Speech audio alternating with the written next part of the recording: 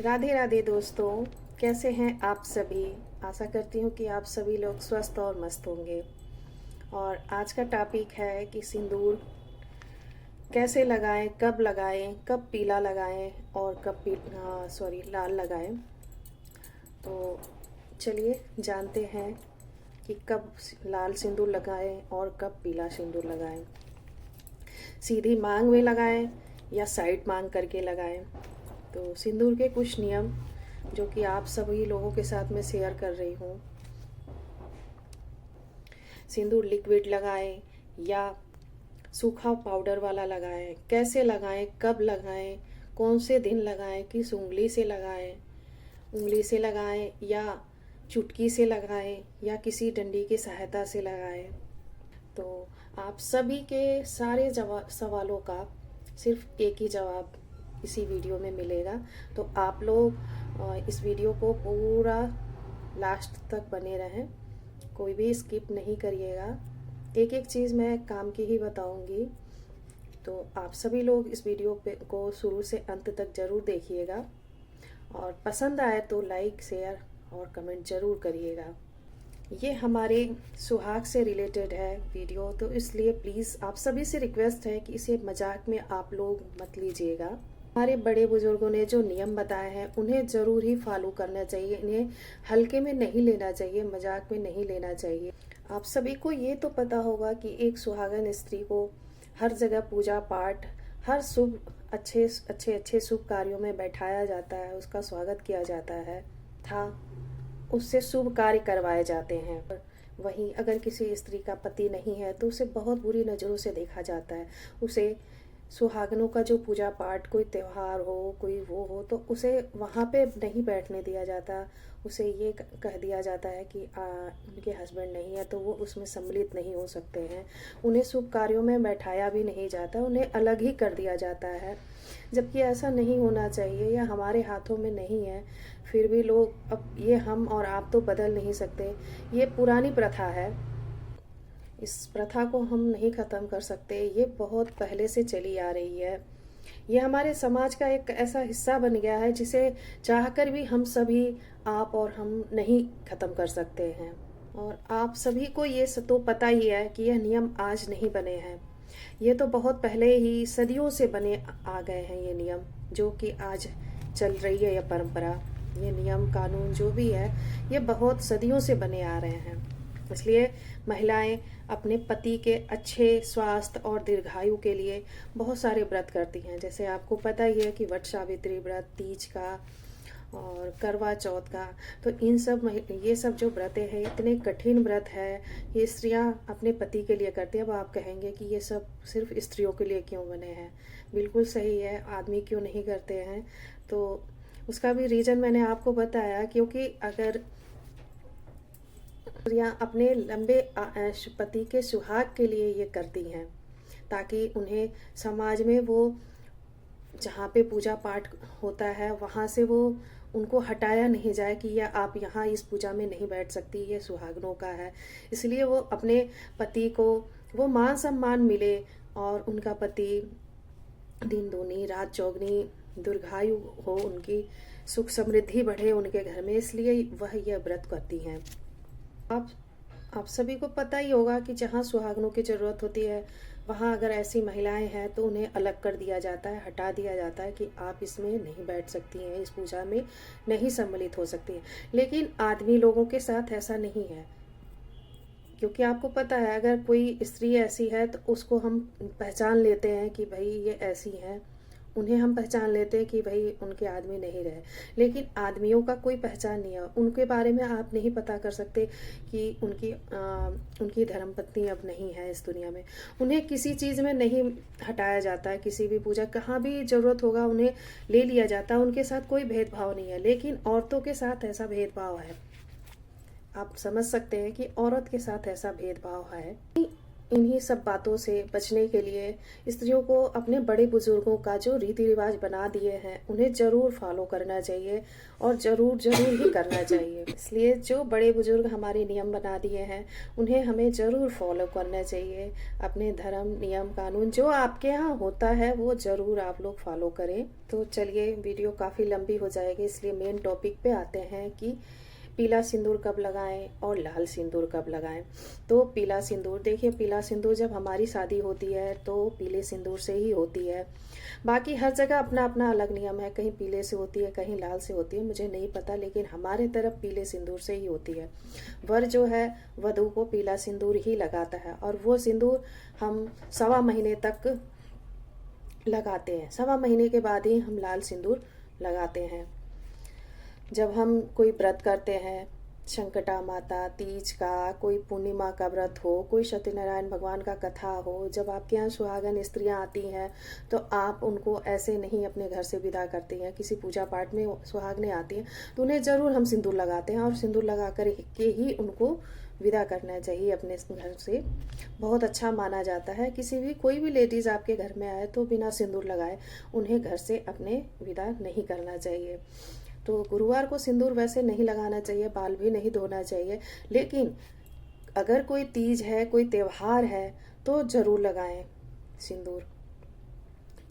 गुरुवार को बाल भी नहीं धोना चाहिए, सिंदूर भी नहीं लगाना चाहिए, लेकिन अगर कोई पूजा पाठ है, कोई व्रत है, कोई त्योहार है तो हम ज़रूर लगाएंगे सिंदूर।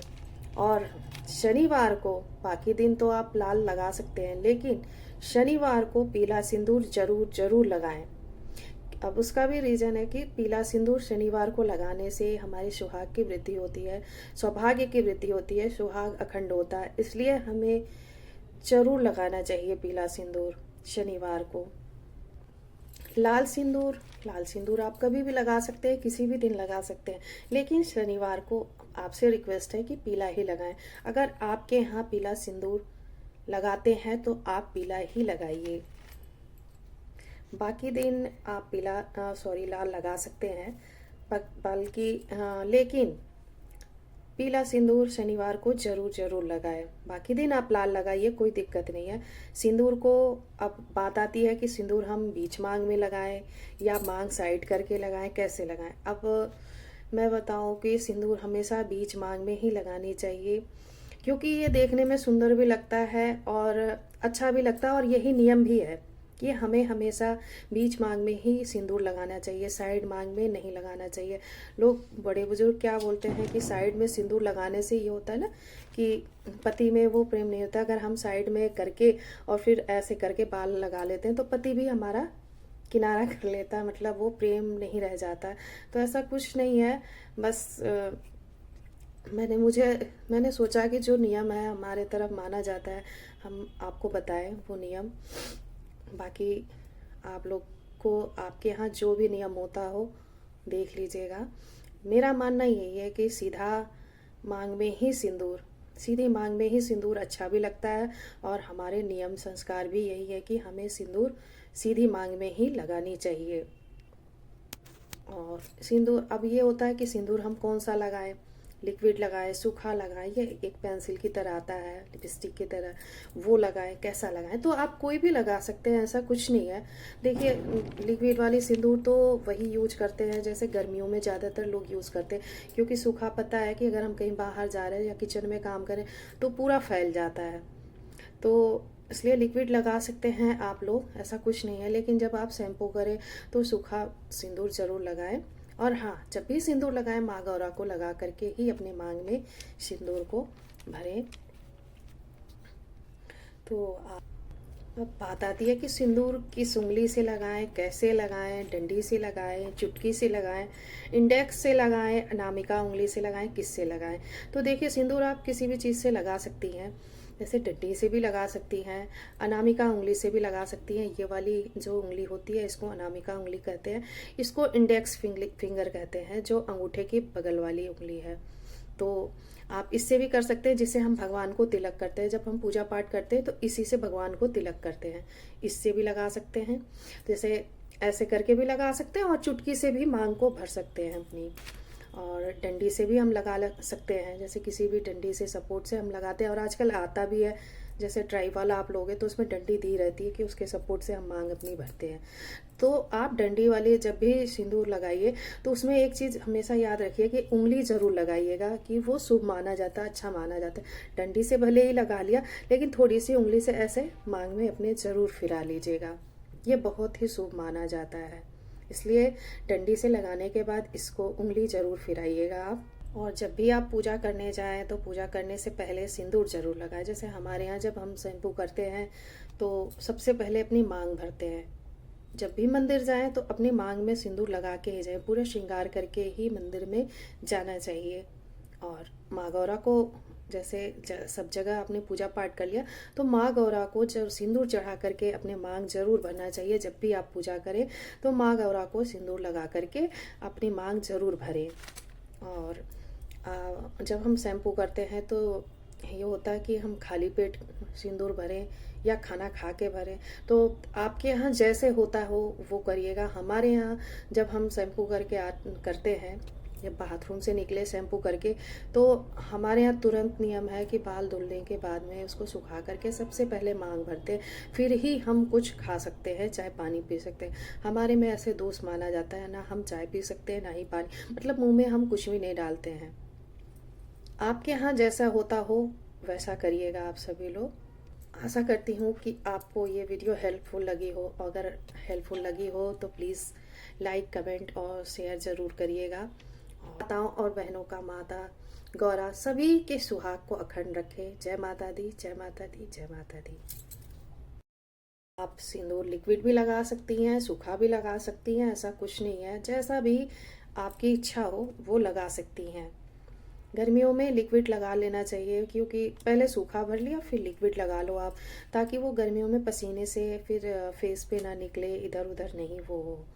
और अब ये होता है कि सिंदूर हम किस दिशा में लगाएं, ये बहुत ज़रूरी बात है भाई, कि सिंदूर किस दिशा में लगाएं। सिंदूर ही नहीं, कोई भी सुहाग का अगर आप श्रृंगार करती हैं, जैसे चूड़ी पहनना, महावर लगाना, अक्सर हमारे तीज त्यौहार पड़ते हैं तो हम ये सब श्रृंगार ज़रूर करते हैं। तो आप हमेशा ये दिशा का ध्यान बहुत ज़रूरी है। आप ये ध्यान रखिएगा कि हम किस दिशा में श्रृंगार कर रहे हैं, हमारा फेस किस तरफ है। तो हमारा फेस दक्षिण दिशा की तरफ नहीं होना चाहिए। हम कोई भी श्रृंगार करें तो दक्षिण दिशा की तरफ, ना हम चूड़ी दक्षिण दिशा की तरफ मुंह फेस करके हम ना चूड़ी पहने, ना पैरों में महावर लगाएं। कोई भी श्रृंगार, कुछ भी, कोई भी श्रृंगार, चाहे वो सिंदूर ही क्यों ना हो, हमें दक्षिणी दिशा की तरफ मुंह करके नहीं लगाना चाहिए। ठीक है।